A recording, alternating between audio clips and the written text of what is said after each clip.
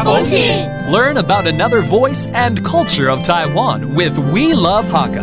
让我们来听听客家和世界上的节庆会碰撞出什么有趣的火花。Hey, what's up? It's time for the World of Hakka here on ICRT. I am Joseph Lin, and this month, in the month of July, there's an event in Spain called Encierro. It refers to the Spanish tradition of the running of the bulls. You may have seen this on TV. It could get brutal sometimes, but a lot of young men in Spain try to prove their bravery by participating in this event, and they run for like 2 or 3 minutes in a short distance of about 800 meters away from the bulls, trying not to get hurt.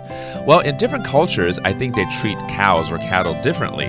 For instance, in India, they pay a lot of respect and they think the cow is very sacred. How about in the Hakka culture? Let's find out with Mei Jiang right here. Hello. Hello， 大家好，我是妹讲。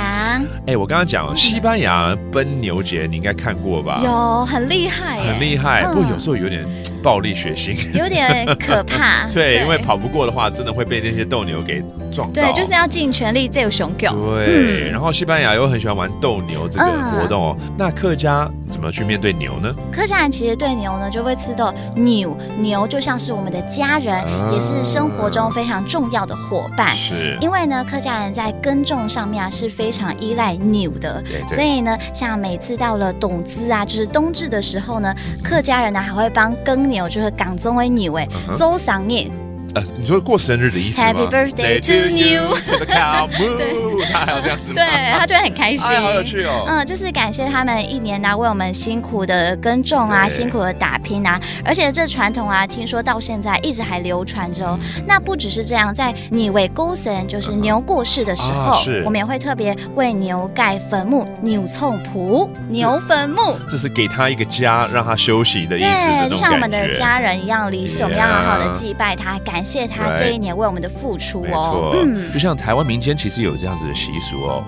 在南投的这个草屯镇第3公墓呢，也有一座牛墓哦，来祭拜他们。As you can see, different cultures like in Taiwan or in the Indian culture, they pay respect to the cattle, to the cow.